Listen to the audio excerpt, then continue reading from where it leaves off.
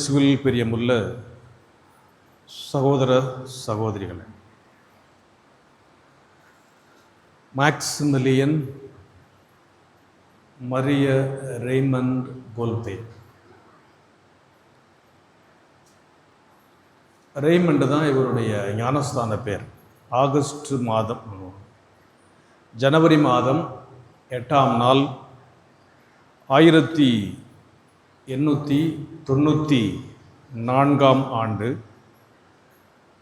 துன்ஸ்காவோலா, Poland நாட்டிலே கிரக்கோவியாவுக்கு பக்கத்தில், கிரக்கோவியாங்கிறது தான் புனித திருத்தந்தை 2ஆம் ஜான்பால் அவருடைய ஏரியா. அங்கே தான் அவர் ராயராக இருந்தது, பிறகு திருத்தந்தையாக மாறியது. அங்கே அவர் பிறக்கிறார். பிறந்த அன்னைக்கே இவருக்கு திருமுழு கொடுக்குறான். அவர் திருமுழுக்கு கொடுத்த, ஞானஸ்தானம் கொடுத்த பங்கு பரோக்கியாலயதில்லா சுந்தா, விண்ணேற்பனை ஆலயம். நாளைக்கு விண்ணேற்பு, மரியாள் விண்ணேற்பு அடைந்த விழாவை நாம் கொண்டாடுறோம். ஒரு சில காரியங்கள் நமக்கு தெரியாமல் நடக்குது. ஏன் விண்ணேற்புனா, அவர் பிறக்கிறது, ஞானஸ்தானம் கொடுத்த ஆலயம், விண்ணேற்பு. கடைசியில் முடிக்கிறப்ப அதை சொல்கிறேன். அப்போ அவங்க அப்பா பேர் மரியன் தப்ரோஸ்கா, அப்பா பேர் ஜூலியஸ் கோல்பே. நல்ல கிறிஸ்தவர்கள். ஆனால் அப்பா தேசப்பற்று உள்ளவர். அந்த காலத்தில் 3 பகுதியாக போலந்து நாடு பிரிந்திருக்கிறது. ரஷ்யாவை ஒரு பகுதி ரஷ்யா ஒரு பகுதியை கட்டுப்பாட்டில் வச்சுருக்குது. ஜெர்மனியை ஹிட்லர் ஆண்டு கொண்டு இருக்கிறார். அப்புறம் ஆஸ்ட்ரியா பக்கத்தில், அப்போ ஆஸ்ட்ரியா ஒரு பகுதி என்று. இந்த மாதிரி இருக்கிற அந்த கட்டத்தில் மொத்தம் 5 பிள்ளைங்களில் உயிரோடு இருக்கிறது 3 பிள்ளைங்க. ஃப்ரான்சிக் அப்படிங்கிற ஒருத்தர், ரெய்மண்ட் அதான் அவர், மரிய கோல்பே, 3வது ஜோசப். ஆனால் இவர்கள் பிறந்தவுடன் கொஞ்சம் குடும்பம் வறுமையில் இருந்ததுனால படிப்புக்கு அதிகமாக போக முடியலை. அப்போது குடும்பத்தில் உதவி செய்கிறாரு மரிய கோல்பே. அப்போது ஒரு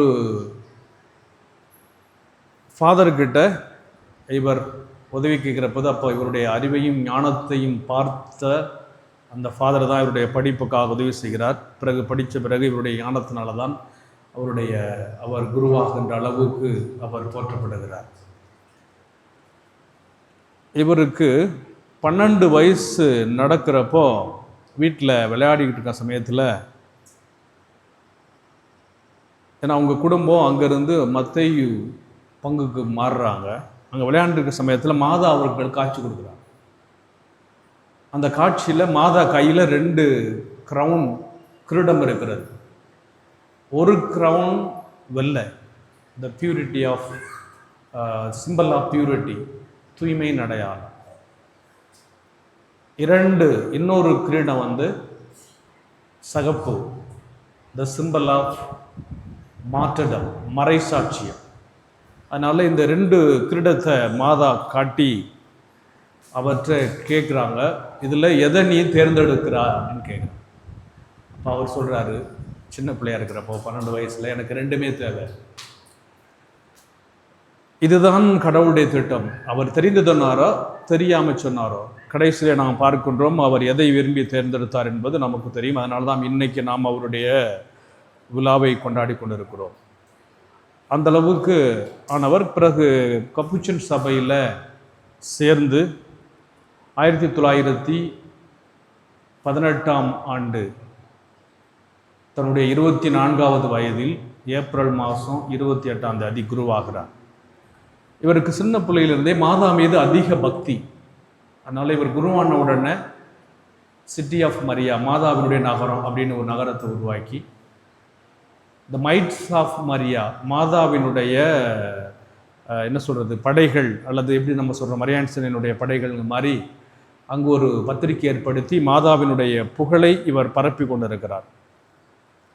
அதுக்கப்புறம் இவர் ஜப்பானுக்கு போகிறார். அங்கே போய் மாதாவுடைய பக்தியை பரப்புவதற்காக ஒரு நகரத்தை ஏற்படுத்துகிறார். பிறகு மறுபடியும் இவர் போலந்து நாட்டிற்கு இங்கே வருகிறார். இங்கே வந்த பொழுது தான் அங்கே ஹிட்லருடைய அந்த கொடுமை, யூதர்களுக்கு எதிரான அந்த ஒரு கொடுமை அங்கே நடந்து கொண்டு இருக்கிறது. அந்த கொடுமை நடந்த உடனே 1939 ஆண்டு, அதாவது இவர் அங்கு இந்த யூதர்களின் பொருட்டு நடந்த இதில் நிறையா யூதர்களை கைது செய்கிறாங்க. அதில் இந்த பிரான்சிஸ்கன் சபை குருக்களும் கைது செய்யப்படுகிறார்கள்.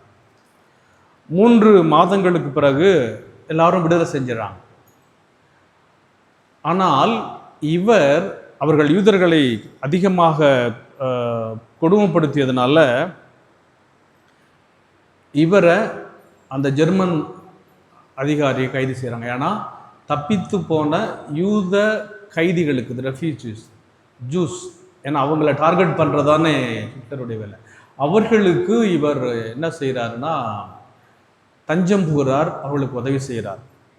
எனவே இதை கேள்விப்பட்டவுடனே 1939 ஆண்டு செப்டம்பர் மாதம் 19ஆம் நாள் அவன் முதல்ல அவங்கள கைது செய்தது. திருப்பி அவங்கள டிசம்பர் மாதம் 8ஆம் தேதி விட்டுடுறான்.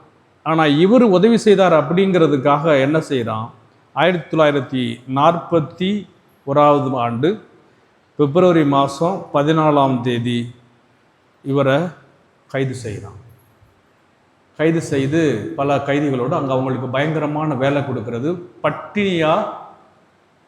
பட்டினியில் சாவுறது, இதுதான் அவர்களுக்கு கொடுமை.